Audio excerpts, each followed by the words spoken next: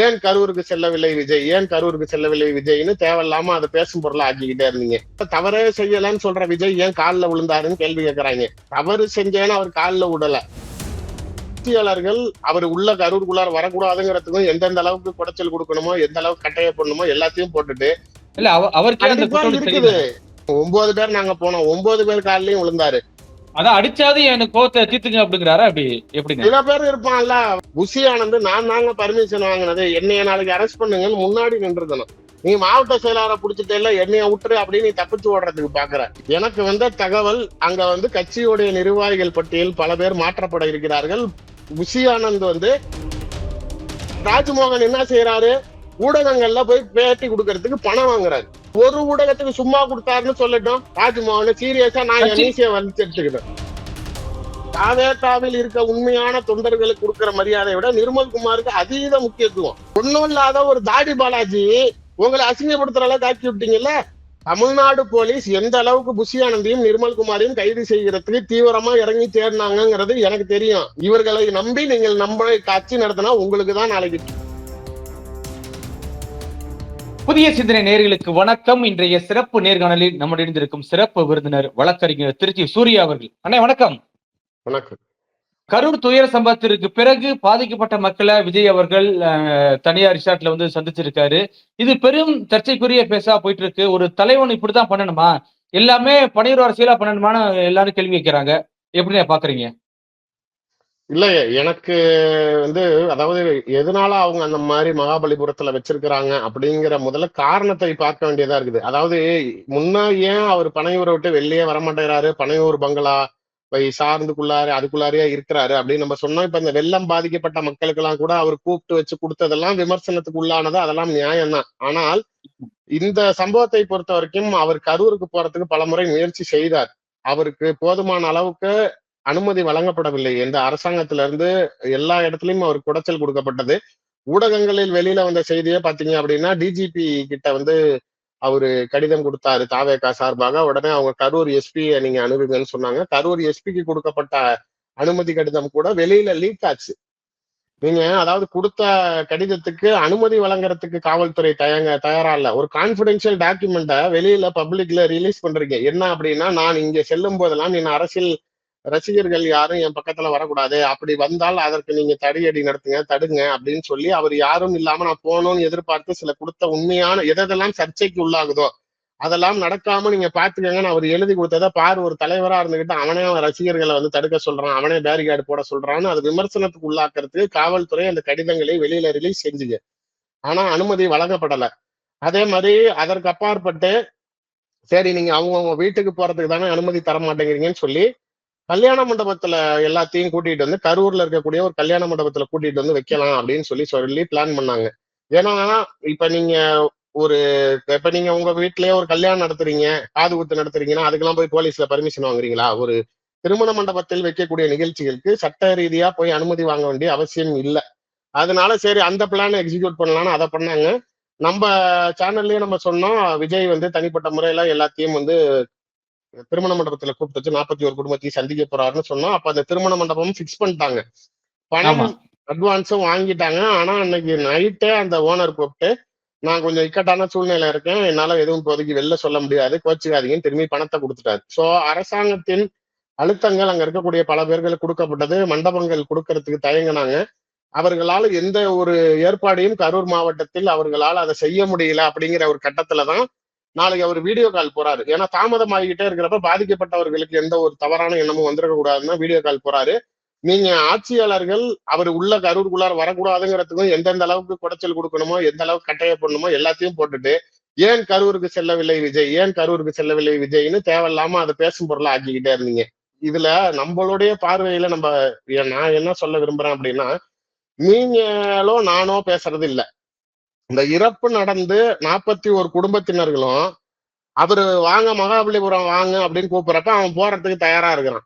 சம்பந்தப்பட்டவர்களே நாளைக்கு அவர் எங்க கூப்பிடுறாங்களோ அங்க போய் பார்க்கறதுக்கு தயாரா இருக்கிறப்ப வேடிக்கை பார்க்கும் மற்றவர்கள் இதில் கருத்து சொல்ல வேண்டிய அவசியம் என்னவா இருக்கு? மகாபலிபுரத்துல கூப்பிட்டு ஆறுதல் சொல்றாரு, மலேசியால கூப்பிட்டு ஆறுதல் சொல்றாரு. நீங்க இவ்வளவு நாளா என்ன சொன்னீங்க? அவருக்கு ஆறுதல் தெரிவிக்கணும், ஏன் அவர் ஆறுதல் தெரிவிக்கலன்னு தானே சொன்னீங்க. அவரு ஆமா. ஆறுதலுங்கிறது அன்னைக்கு வெறும் வாய் வார்த்தையில் பேசிவிட்டு அந்த இழந்த உயிருக்கு இழப்பீடை மட்டும் கொடுத்துட்டு போல. உங்க குடும்பத்துல ஒருத்தரா நாளைக்கு என்னைய நினைச்சுக்கங்கங்கிறாரு. இப்ப அந்த சந்திச்சுட்டு வந்தவங்க பல பேர்கிட்ட போய் திரும்பி ஊடகங்கள் பேட்டி எடுக்கிறப்பயும் அவங்க யாராவது விஜய பத்தி எதுவும் பேச மாட்டாங்களா? எங்களை 2 மணி நேரம் உட்கார வச்சாரு, எங்க கிட்ட சரியா பேசல அப்படின்னு சொல்லுவாரா? அதையும் ஒரு அரசியலாக்கலாமான்னு முயற்சி செஞ்சாங்க. அதுல பேசுறவங்கல எல்லாருமே மறுபடியும் விஜய நாங்க கூட தைரியமா இருந்தோம். அவரு இவ்வளவு நேரம் அழுதாரு. 9 பேர் நாங்க போனோம். 9 பேர் கால்லயும் விழுந்தாரு. அப்படிங்கிறப்ப, உங்க வீட்ல ஒரு புள்ளையா என்னைய நெனச்சுக்கங்க. உங்களுக்கு எல்லா வகையிலயும், எல்லா இடத்திலயும் நான் உறுதுணையா இருப்பேன். அப்படிங்கிறப்ப, டோட்டலா சார் இன்னைக்கு ஆட்சி அதிகாரம், காவல்துறை, உங்களுடைய பண செல்வாக்கு எல்லாத்தையும் வச்சு, அந்த 41 குடும்பத்துல ஒரு குடும்பத்த கூட உங்களால விஜய்க்கு எதிரா திருப்ப முடியல. இத்தன குடும்பங்கள் வந்துச்சு, 37 தான் வந்துச்சுன்னு பொய் கணக்கு சொல்றீங்க. ஆனால் உண்மையிலேயே 41 குடும்பமும் அங்க போயிருக்கிறாங்க. 235 பேர் மொத்தம் உறவினர்கள். 41 பேரோட குடும்பமும் போயிருக்குது. ஒரே ஒரு பெண்மணி இந்த வெளியில வந்து ஊடகத்துல, "நான் பணத்த திரும்பி குடுத்துட்டேன்" அப்படின்னு ஆமா. பேசுறவங்களுமே, அவங்க கொஞ்சம் நெறைய விஷயங்கள் மாத்தி மாத்தி பேசுறாங்க பேசுறப்பயே. யார் முதல்ல எங்க குடும்பத்து பேர மிஸ்யூஸ் பண்ணி யாரோ போயிட்டாங்கங்கிறாங்க. அப்புறம் யாரு போனது? அப்படின்னா, "உங்களுக்கு எப்படி தெரியும் யாரோ ஒருத்தவங்க அவங்க பேர மிஸ்யூஸ் பண்ணி போயிருக்காங்க?" அப்படின்னா, "நான் ஊடகம் மூலமா பார்த்து தெரிஞ்சுக்கிட்டேங்கிறாங்க." எந்த ஊடகத்துல இந்த குடும்பத்தை சார்ந்தவங்க இவங்க வந்தாங்கன்னு நம்ம யார பார்த்தோம்? பஸ்ல இருந்து இறங்குற ஃபுட்டேஜ் கூட நம்மளுக்கு வரல. எல்லாம் ஷார் ஹோட்டலுக்குள்ளார பஸ் போயிருச்சு. அப்படி கண்டிப்பா, இருக்கிறப்ப, கண்டிப்பா. இவங்க அது பேசுறதெல்லாம் பொய்யா இருக்குது. அவங்க நாளைக்கு வந்து செந்தில் பாலாஜி ஷாருங்கிறாங்க, ஜோதிமணிய பேர் சொல்றாங்க, கனிமொழி மேடம்ங்கிறாங்க, விஜய ஒருமையில பேசுறாங்க. சோ திமுகவை சார்ந்தவர்களுக்கு மட்டும் மரியாதை பொங்குது அவங்களுடைய பேச்சுல. அதனால வந்து அவங்க குடும்பத்துக்குள்ளார இன்னொன்னு விஜய்யுடைய அந்த நிகழ்ச்சிய இறந்தவர்கள் உறவினர்களுக்கு ஆறுதல் தெரிவிக்கிறதே தவிர, இறந்தவர் பொண்டாட்டிக்கு மட்டும் ஆறுதல் தெரிவிக்கிறது கிடையாது. அது வந்தவர்கள் உண்மதான். அந்த குடும்பத்தின் சார்பா வந்தது அவங்களோட சொந்த அக்கா, அக்கா வீட்டுக்காரரு, அவர் இறந்தவரோட சித்தப்பா. 3 பேருமே ஏதோ ஒரு வகையில அவருடைய ரிலேஷன்ஷிப் தான். யாரும் இல்ல சார் அவங்க ரொம்ப தெளிவா யார் யாரு என்ன ரிலேஷன்ஷிப் அவங்களுக்குன்னு சார்ட் போட்டு, ஐடி கார்டு போட்டு, அவங்களுக்கு இந்தந்த பஸ், இந்தந்த சீட்டுன்னு போட்டு, இந்தந்த சீட்ல இருக்கவங்களுக்கு இந்தந்த ரூம் நம்பர்ன்னு போட்டு எல்லாமே ரொம்ப பிளான்டா வேலை பார்த்திருக்காங்க. ஊடகங்கள்ல நீங்க பார்த்தப்ப கூட தெரிஞ்சிருக்கும். அந்த பஸ்ஸுகளுக்கு முன்னாடியும், பின்னாடியும் ஆம்புலன்ஸ்கள் எல்லாம் போச்சு. என்ன அப்படின்னா, அந்த பஸ்ல வரவங்களுக்கு ஏதாவதுன்னா வசதிக்காக அப்படின்னு சொன்னாங்களே தவிர, அதனால அது உண்மை இல்லை.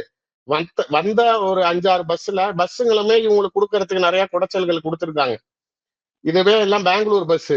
அது மாரி ஏன் கரூர்ல திமுக தடுக்க முடிஞ்சுச்சு, மகாபலிபுரத்துல திமுக தடுக்க முடியாதான்னு கேட்கறாங்க சில விஞ்ஞானிகள். தடுக்க முடியாது. ஏன்னா கார்ப்பரேட் ஹோட்டல்ஸ் ஆளுங்கட்சிக்கெல்லாம் அவன் வந்து இறங்க மாட்டான்.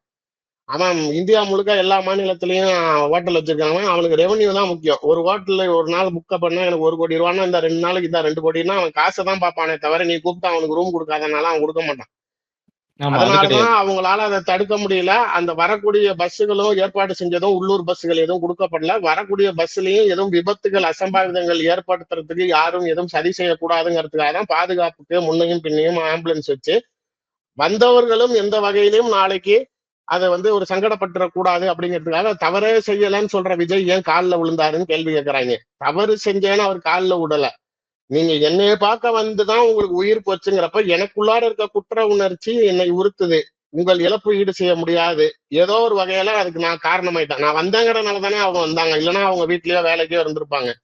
அந்த ஒரு காரணத்திற்காக என்னை மன்னிச்சிருங்கிறாரே தவிர, அவங்க செத்ததுக்கு காரணம் நான் தான் சொல்லி அவர் மன்னிப்பு கேட்கல. இல்லண்ணே, இப்ப அவருடைய ஒரு தலைவரு 2026 சிஎம் வேட்பாளர்ன்னு சொல்லிக்கிற ஒரு தலைவர் வந்து இப்படி கால்ல விழுவலாமான்னு கேட்கிறேன். அப்ப அந்த கால் விழுறதுக்கு அர்த்தம் என்ன? பல அர்த்தம் இருக்குல்ல. தப்பு என்னைய இல்லைங்க. மன்னிச்சிருங்க. என்னால தான் உங்களுக்கு இது நடந்திருக்கு. இது எப்படி எந்த பாட்டல்ல எடுத்துக்கலாம்? ஒருத்தவங்க இப்ப நாளைக்கு குடும்பத்துல இறந்து போயிட்டாங்க அப்படிங்கிறப்ப ஒருத்தவங்களுடைய ரிசீவிங் ஒண்ணு ஒரு மாதிரி இருக்கும். சில பேர் ரொம்ப அப்படியே கல்லு மாதிரி இருப்பான், சில பேர் கண்ணீரே விட மாட்டான், சில பேர் வந்து ரொம்ப அப்படியே உடைஞ்சு போய் உட்கார்ந்துருப்பான், சில பேர் ஆள் பேச மாட்டானே தவிர ஆனா மன உளைச்சலுக்கு ஆளாகி அப்படியே சோர்த்து போய் சாப்பாடாம இருப்பான். ஒருத்தவங்களோட வெளிப்பாடு ஒரு மாதிரிங்கிறப்ப அவருக்கு அந்த 40 பேரோட உயிர் இழப்புங்கிறதுக்கு அப்பாற்பட்டு நான் தனிப்பட்ட முறையில எனக்கு விஜய் நெருங்கி இருப்பவர்கள் சொன்ன தகவல் இறந்து போனவங்களுக்காக கூட யோசிக்கிறதை விட வாழ்றவங்க இவங்களுக்காக நான் யோசிக்கணும். ஏன்னா ஒருத்தர் வாயில இருந்து கூட என்னைய யாரும் தப்பா சொல்லல. நாளைக்கு அப்படி இருக்கிற குடும்பத்தை நான் விட்டு கொடுக்க கூடாதுங்கிற மாதிரி அவருக்குள்ளார நிறைய அந்த ஒரு ஃபீலிங் வந்துருச்சு. அது தவறுங்கிற பட்சத்தில் நாளைக்கு சம்பந்தப்பட்டவர்கள் நாளைக்கு அந்த குற்ற உணர்ச்சி இவருக்கு இருக்குங்கிறதையும் புரிஞ்சுக்கணும். அவரு மனசுக்குள்ளார இருக்க அந்த கில்ட்ட போக்குறதுக்கு அவர்களிடம் அவர் மன்னிப்பு கேட்டாதான் என் மனசுல பாரம் இறங்கும்னு அவர் நினைக்கிறப்ப கால்ல விழுவுறது ஒண்ணும் தப்புன்னு கிடையாது.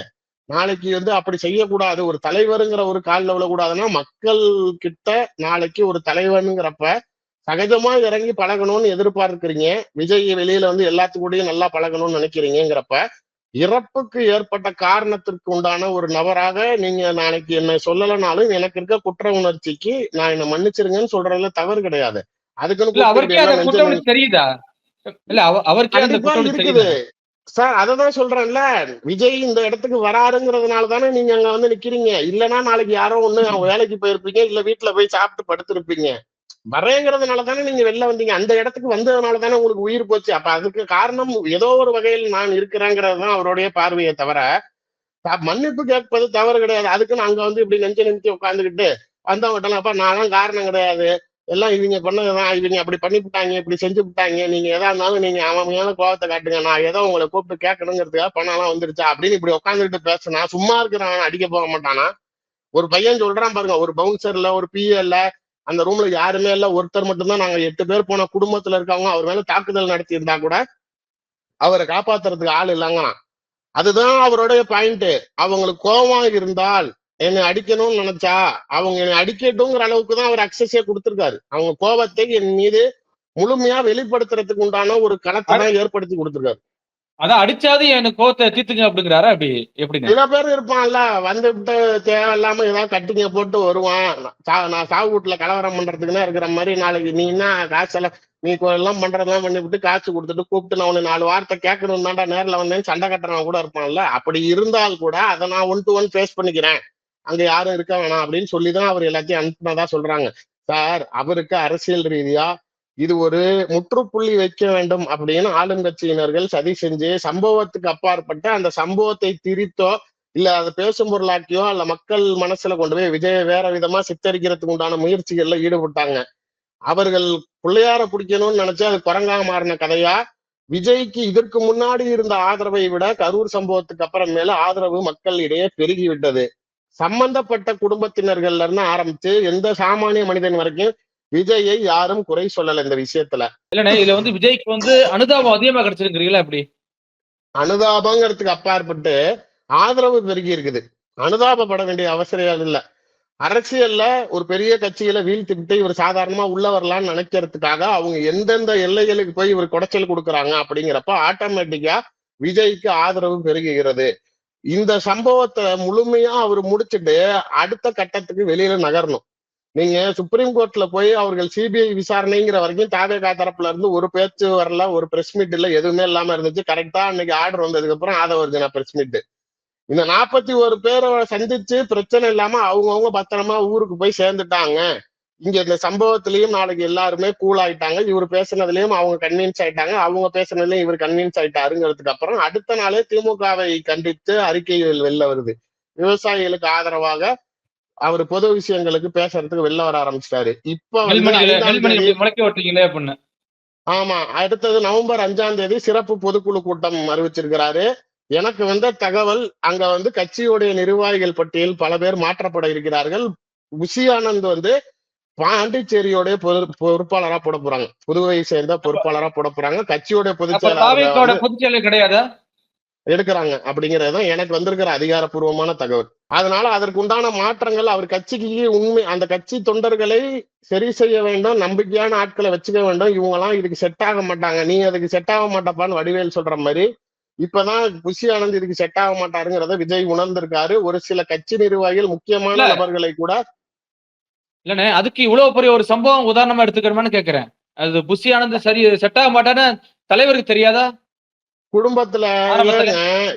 குடும்பத்திலேயே சொந்த பந்தங்கள் மத்தியிலேயே கூட பிறந்தவங்களையே ஒரு இக்கட்டான கஷ்ட சூழ்நிலை வரப்பதான் அவங்கள பத்தி நமக்கு தெரியும். அது மாதிரி இந்த சம்பவத்துலதான் அவருக்கு இவரை பத்தி புரிஞ்சிருக்குது. ஏன்னா ரசிகர் மன்ற தலைவரா இருந்தப்ப நாளைக்கு அவரு எல்லாம் இவ்வளவு படம் ஓடிடுச்சு, இத்தனை தியேட்டர்ல ஓடிச்சு, இங்க இத்தனை போஸ்டர் ஓட்டினா, அவன் இவ்வளவு அபிஷேகம் பண்ணான்னு இவர் வெறும் கணக்கு மட்டும் கொடுக்கறப்ப ரைட் ஏதோ பண்றாருன்னு இருந்துச்சு. இந்த இடத்துல நாளைக்கு போலீஸ் தேடுது அப்படின்னப்ப அவர் தலைமறைவானதாக இருக்கட்டும், நாளைக்கு நீங்களே ஊடகங்கள்ல பார்த்திருப்பீங்க, எல்லா கலெக்டர் ஆபீஸ்ல இருந்து கமிஷனர் ஆபீஸ், எஸ்பி ஆபீஸ் வரைக்கும் அனுமதி கொடுங்கன்னு போய் கேட்டதே புஷி ஆனந்த் தான். எல்லா ஊடகத்திலயும் வந்துச்சு. ஆமா ஆமா ஆமா ஆனா இந்த சம்பவம் நடந்ததுக்கு அப்புறம் மதுரை உயர்நீதிமன்றத்துல போயிட்டு மதியழகன் கரூர் மாவட்ட செயலாளர் தான் நிகழ்ச்சி பொறுப்பாளர், அவரு தான் எல்லாம் செஞ்சது, அவரை தான் அரெஸ்ட் பண்ணிட்டீங்களே, எனக்கும் இந்த நிகழ்ச்சிக்கு சம்பந்தமே இல்ல, என்னையே எஃப்ஐஆர்ல சேர்த்தீங்கன்னு நாளைக்கு கேக்குறாரு. நீங்க அவர் ஒரு தான் பொறுப்பு கட்சியோடைய போட்டிருக்காரு.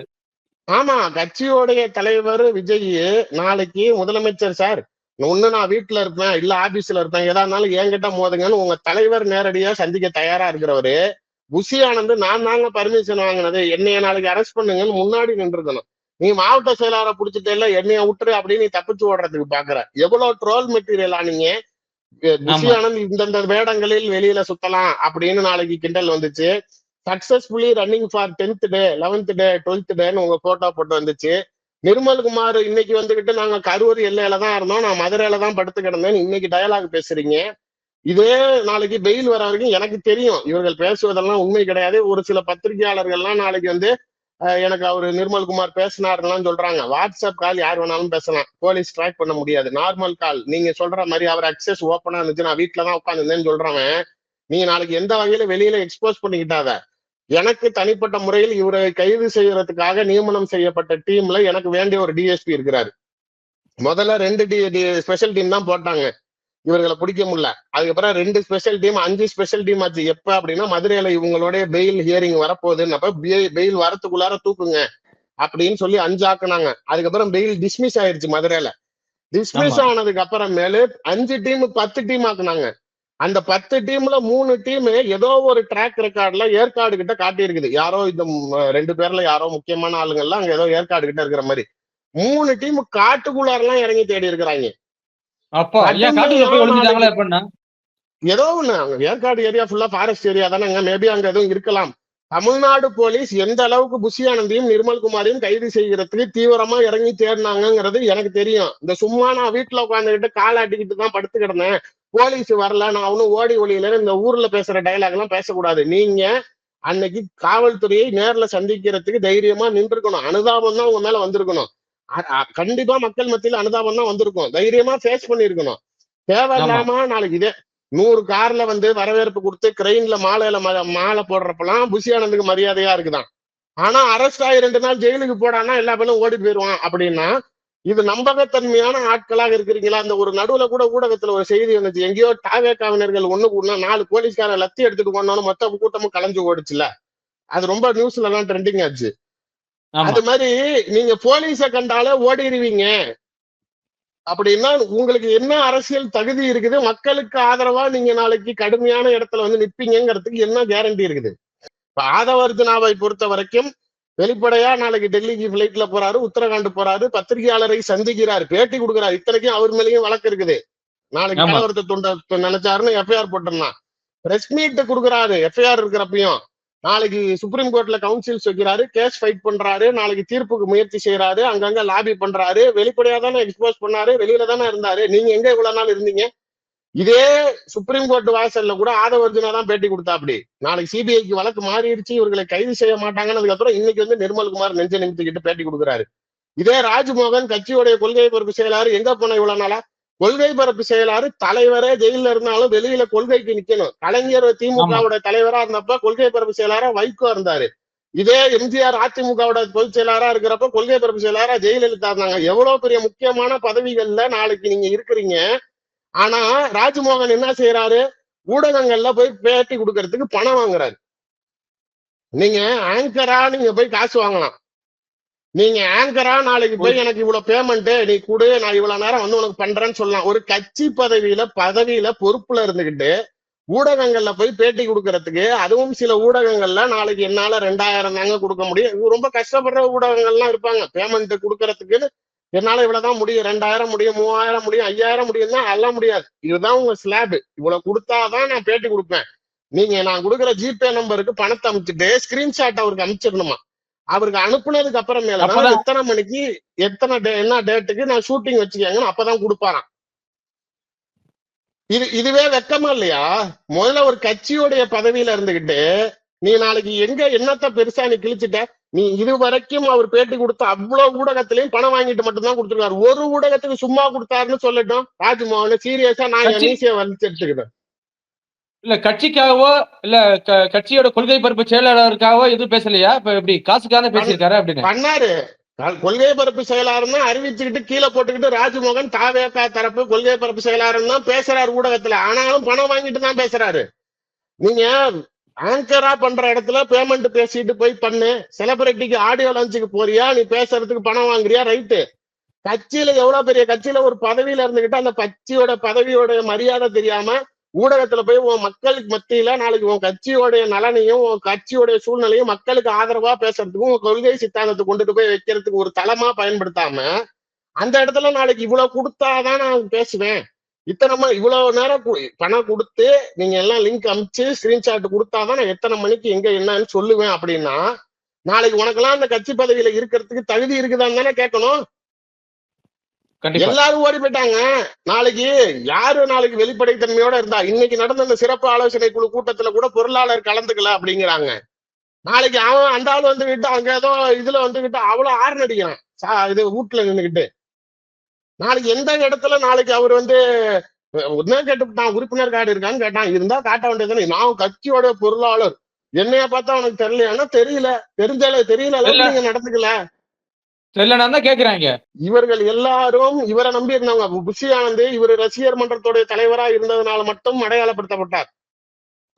வெங்கட்ராமன் விஜயோட ஆடிட்டருங்கிறதுனால மட்டும் அடையாளப்படுத்தப்பட்டார். இவர்னாலதான் சார் இவர் நல்லா இருந்தாதான் அவருக்கு கீழே இவங்க இருந்ததுனாலதான் பழச்சுக்கிட்டாங்க. ஆதவர்ஜுனா திருமாவளவனையும் விஜயும் ஒன்றிணைக்க வேணும்னு நான் உங்களுக்காக வேலை செய்ய போக திமுக என்னை கட்டாயப்படுத்தி விசிகால இருந்து வெளில எறிஞ்சிட்டாங்க அப்படின்னதுனால இவர் வராரு. நிர்மல்குமாரும் நாளைக்கு என்ன சோர்ஸ்ல வந்தாங்கன்னு தெரியல. ஏன் தாவேகாவில் இருக்க உண்மையான தொண்டர்களுக்கு கொடுக்கிற மரியாதையை விட நிர்மல்குமாருக்கு அதீத முக்கியத்துவம். அவர் போகாத கட்சி இல்ல. அவர் எங்க இருந்தாருன்னு நாளைக்கு லிஸ்ட் போட்டா விரல பத்தாது. அதிமுக, தேமுதிக, பிஜேபி, திரும்பி ஏடிஎம்கே, திரும்பி தாவேகான்னு அவர் எல்லா இடத்துக்கும் போன ஆளு. நாளைக்கு என்ன பெரிய சாதனை, என்ன பெரிய கட்சியில அவர் பெரிய நாளைக்கு இது பண்ணிட்டாரு. அண்ணாமலை அவ்வளவு தூரம் முக்கியத்துவம் கொடுத்து அவருக்கு எந்த அளவுக்கு செஞ்சாருன்னு எனக்கு தெரியும்.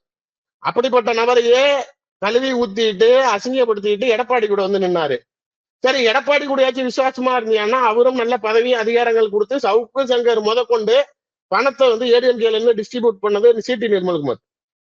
எல்லா ஊடகங்களுக்கும் பணம் கொடுத்தது நிர்மல்குமார். சவுக்கு சங்கர் வரைக்கும் டீலிங் அவன் தான். அப்படி நம்பிக்கையா பணம் கொடுத்து அவனை ஐடி பிரிவுக்கு பொறுப்பாளரா போட்டு வச்சிருந்தாரு. அடுத்த நிமிஷம் நாளைக்கு இங்க இருந்துகிட்டு தாவேகா போயிட்டா. அப்படி எந்த நம்பிக்கை தன்மை சிடி நிர்மல்குமார் சம்பாதிச்சாரு அப்படிங்கிறதுக்கு துணை பொதுச் செயலாளர் கட்சியில இணையறப்ப இப்ப திரும்பி 4 பேரை துணை பொதுச் செயலாளர் ஆக்குறீங்க. அப்ப உடனே நிர்மல்குமாரை இணை பொதுச் செயலாளர் ஆக்குறீங்க. நாளைக்கு அப்படி துணை பொதுச் செயலாளர்ல ஒரு 5 பேர்ல கூட இவர் ஒண்ணு அப்படின்னு இல்ல, அவருக்கு உடனே ப்ரொமோஷன் இல்லண்ணே. அப்படி என்ன நிர்மல்குமாருக்கு ஒரு ஸ்ட்ரென்த் இருக்குன்னு நினைக்கிறாங்க தாவேக்கால? அப்படி எப்படி ஏதோ யாரோ ஒரு முக்கியமான அவருடைய நெருங்கிய நட்பு வட்டாரத்து மூலமா அவர் லாபி பண்ணி உள்ள போனதா மட்டும்தான் தகவல் சொல்றாங்க. அது யார் என்ன ஏதுன்னு எனக்கு சரியான சோர்ஸ் வரல. பட் அப்படி என்ன நிர்மல்குமார் கிட்ட அவர் பார்த்தாருன்னு எனக்கு தெரியல.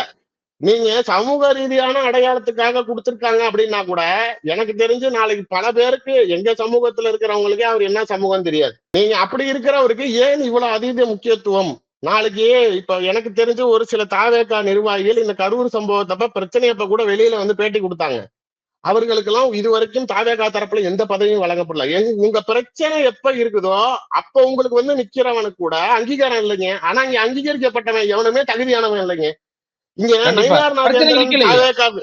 நயினார் நாகேந்திரன் தாவேகாவுக்கு ஆதரவா பேசினா பிஜேபி வந்து கூட்டணிக்கு விரும்புது. அண்ணாமலை நாளைக்கு தாவேகாவுக்கு பேசினா அவங்களும் பிஜேபி கூட்டணிக்கு விரும்புது. எடப்பாடி நாளைக்கு தாவேகாவுக்கு பேசினா எடப்பாடி தாவேகா கூட்டணியை விரும்புறாரு. திருச்சி சூர்யா தாவேகாவுக்கு ஆதரவா பேசினா திருச்சி சூர்யா தாவேகாக்குள்ளார நுழையறதுக்கு பேசுறாரு.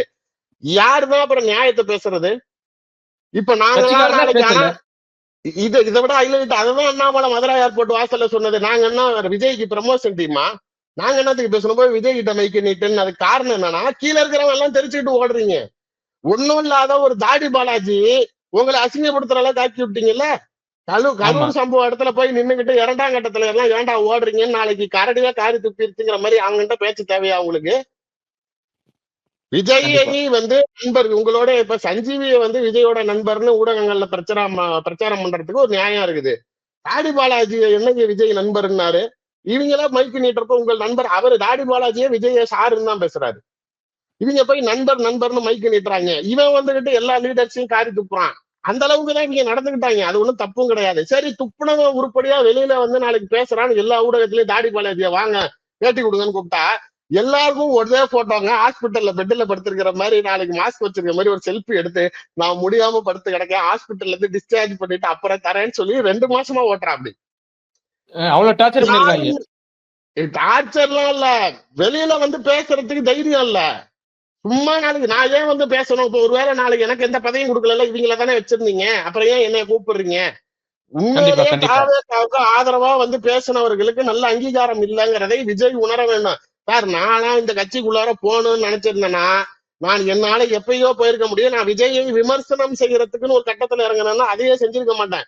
இன்னைக்கும் பல பேர் கேட்கறான், 6 மணிக்கு விஜய் வெளில வர மாட்டாருன்னு நீ தானே சொன்ன, அப்புறம் என்ன இன்னைக்கு வந்து விஜய் நல்லவங்கிறேன்னா? இங்க வேற விஜய் யாரும் நல்லவன் சொல்ல.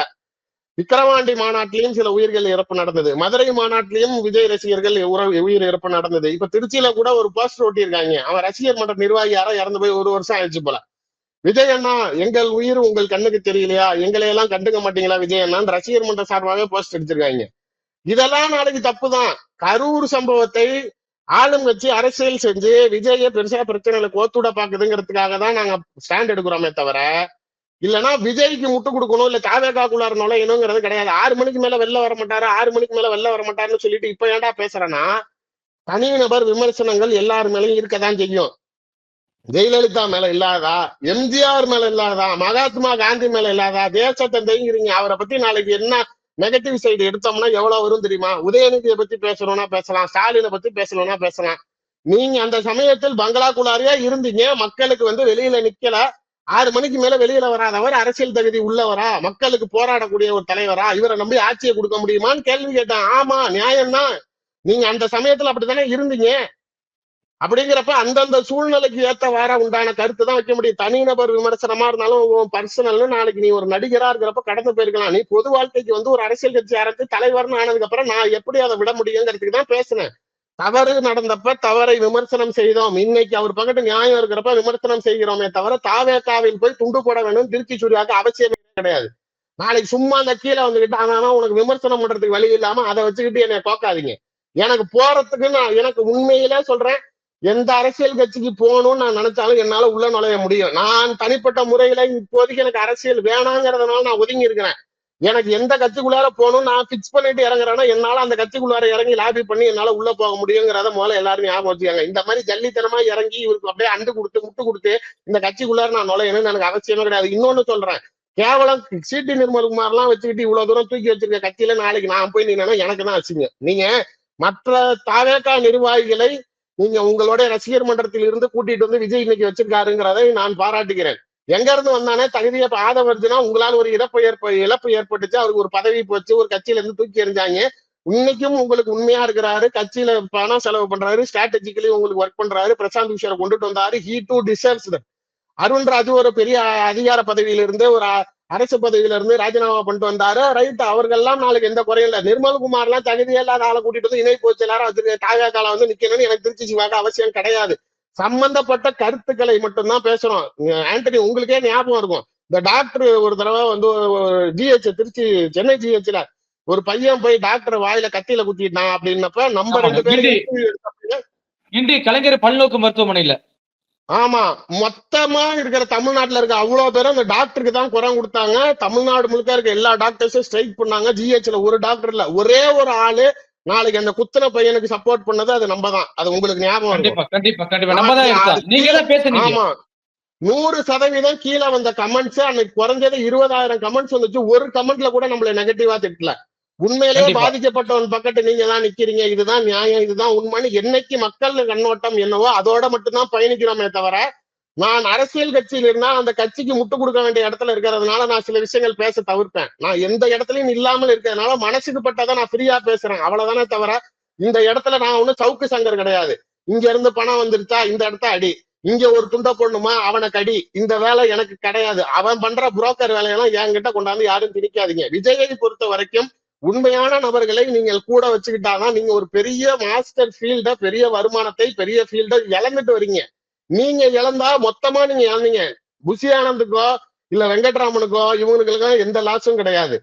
ஆனால் நீங்க நிர்மல்குமார் நாளைக்கு ஒரு பெரிய இடத்துல இருந்து வந்து நிக்கிறப்ப அதை நீங்கள் சரிப்படுத்தி நெறிப்படுத்தி கொண்டுட்டு போனோம். இவர்களை நம்பி நீங்கள் கட்சி நடத்தினா உங்களுக்கு தான் நாளைக்கு கேடுங்கிறத மட்டும்தான் நம்ம சொல்ல விரும்புறோமே தவிர, மத்தபடி அதையும் மீறி வச்சுக்கிட்டு சாகணும்னா உங்க தலையெழுத்து அவ்வளவுதான். இறுதியா ஒரே ஒரு கேள்விண்ணே. கரூர் சம்பவம் மாரியே இப்ப வந்து இந்த மகாபலிபுரத்துல சந்திச்சது ஒரு சினிமா ஷூட்டிங் தான் அப்புட்ன்னு பலதரப்பட்ட எதிர்க்கட்சிகள்லாம் இன்னைக்கு பேசுறாங்களே சோசியல் மீடியாவுல. அது உண்மையா இதுவும் ஷூட்டிங் தானே அப்டின்னு? வச்சுக்கங்க, இருந்துட்டு போட்டும். என்ன இப்ப அதாவது சார் இப்ப ஷூட்டிங் எடுத்தா என்ன தப்பு? முதலமைச்சர் நாளைக்கு ஆட்சி நடத்துறேன்னு ஷூட்டிங் நடத்தலாம். ஆனால் அது வந்து திராவிட மாடல் ஆட்சி, நல்ல ஆட்சி. இவர் நான் உண்மையிலே ஆதரவு கொடுக்குறேன், ஆறுதல் தெரிவிக்கிறேன் அப்படின்னு சொல்லி போனா உடனே ஷூட்டிங் நடத்துறாருன்னு, அதாவது மூத்த சில பத்திரிகையாளர்கள் நான் மரியாதை வைத்திருக்கக்கூடிய நக்கீரன் கோபால் முதற்கொண்டு திமுகவுக்கு கூஜா தூக்கிறதுக்கும் உதயநிதி ஸ்டாலின் சொன்னாருன்னு இவ்வளவு கீழ்த்தரமா இறங்குவாருன்னு நான் நினைக்கல. இது தேவையில்லாத விமர்சனங்கள். சும்மா நாளைக்கு பஸ்ஸுக்குள்ளார நயன்தாரா படுத்திருந்துச்சு, த்ரிஷா படுத்திருந்துச்சு. ஆமா, நயன்தாரா சொல்ல மாட்டாங்க. அதனால த்ரிஷா இல்ல கல்யாணம் படுத்திருந்துச்சு ஆயிடுச்சு. நாளைக்கு. அதனால இப்ப அப்படி ஆயிடுச்சுன்னா விட்டுருவாங்களா, இல்ல விட்டு சம்பந்தம் இல்லைன்ட்டாங்களா? இல்ல, பஸ்ஸுக்குள்ளார இந்த நடிகை இருந்துச்சு, அந்த நடிகை இருந்துச்சுங்கிறது, மேல கேமரா வச்சாங்கிறது, இங்க ஒரு சின்ன ஒரு போட்டோ கூட வெளியில வரல. இந்த 41 பேர் குடும்பத்தை சந்திச்சது. இத வந்து ஒரு படத்துல சீனா வைக்கிறாங்க, ஷூட் வைக்கிறாங்கிறதெல்லாம் என்னைக்கே ஆனாலும் வெளியில வரும் சார். சம்பந்தப்பட்ட குடும்பத்தினர்கள் வெளில சொல்லுவாங்க. இன்னொன்னு, அந்த குடும்பத்தை சார்ந்தவர்கள் அது கவலைப்படட்டும். நீங்க ஏன் கவலைப்படுறீங்க? நாளைக்கு இதெல்லாம் ஒரு ஒரு மனிதனையும் தவறாக சித்தரிப்பதற்கும் நீங்க எடுத்த எந்த முயற்சியும் உங்களுக்கு கை கொடுக்கல. உண்மையே அந்த குடும்பத்தை சார்ந்தவர்கள் யாராவது விஜய பேசுவான்னு நினைச்சீங்க, அதுவும் நடக்கல. இல்ல, நாளைக்கு நீங்க எதிர்பார்த்த மாதிரி மக்கள் மத்தியிலயாச்சும் பிற மாவட்டங்கள்ல விஜய் மீது ஒரு அதிருப்தி வரும்னு நினைச்சீங்க, அதுவும் நடக்கல. அந்த சம்பவத்தை எவ்வளவுக்கு எவ்வளவு கேம் விளையாட முடியுமோ பண்ணி பாத்தீங்க. ஷூட்டிங் எடுக்கிறாரு, இதை பண்றாரு, அதை பண்றாரு, ஜனநாயகத்துக்காக பிரேம் எடுக்கிறாரு, அந்த கிரௌட கூட்டிட்டு வரணுங்கிறதுக்காக அந்த கும்பலை வேணும்னு நெருக்கடியாக்கி இப்படி உருகி இருந்துட்டாங்கன்னு என்னென்னமோ பேசுறீங்க. எங்கேயுமே எல்லா பிரச்சனைக்கும் நெறியாக வரக்கூடிய பத்திரிகையாளர்னா பரவாயில்ல. நாளைக்கு இதே திமுகவுக்கு பிரச்சனை ஏற்படுத்த அஜித்குமார் கஸ்டோடியல் டெத்ல நக்கீரன் கோபால் எங்க போனாரு? ஹேஷ்டாக் ட்ரெண்டிங் ஆச்சு ட்விட்டர்ல. எங்க போனாருப்பா அந்த யோகித சிகாமணின்னு? நிறைய பேர் மீசைக்கு டையிட்ட போயிட்டாங்கலாம் ஏஐ கார்ட்டூன் எல்லாம் போட்டாங்க. அது மாதிரி எங்க இதே கள்ளசாராய சாவுக்குள்ள எங்க போனாரு? திமுக ஸ்ரீமதி வழக்குல எங்க போனாரு?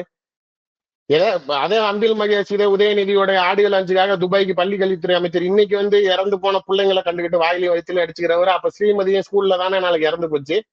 நாளைக்கு அதே கல்லூரி அந்த பள்ளி முதல்வர் ரூம்ல இருந்து நிரோத் காண்டம்ஸ் எல்லாம் எடுத்தாங்கல்ல, அங்க இருக்கக்கூடிய மாணவர்களுக்கு எல்லாம் நாளைக்கு சார், இது வரைக்கும் எனக்கு தெரிஞ்ச திமுக ஆட்சி வந்து 78 பள்ளிக்கூடங்கள்ல இந்த வேலை செய்த ஆசிரியர்கள் அங்க படிக்க வந்த பிள்ளைங்களுக்கு பாலியல் தொந்தரவு கொடுத்ததா வழக்கு பதிவு செய்யப்பட்டிருக்கு. எத்தனை எந்தெந்த ஸ்டாஃப்ஸ் மேல ஆக்ஷன் எடுத்துக்கீங்க? என்ன நடந்துச்சு? வெளிப்படைத்தன்மையை காட்டுனீங்களா? இதுக்கெல்லாம் பேசாம சும்மா சும்மா விஜய் ஏன் சார் குத்திக்கிட்டே இருக்கிறீங்க? நான் என்ன சொல்றேன், அவரு செய்யறது தப்பு அப்படின்னா அந்த 41 பேர் குடும்பத்துல இருக்கிறவன் அங்க ஷூட்டிங் நடந்திருந்தா அவன் வெளில வந்து பேசிட்டோம்.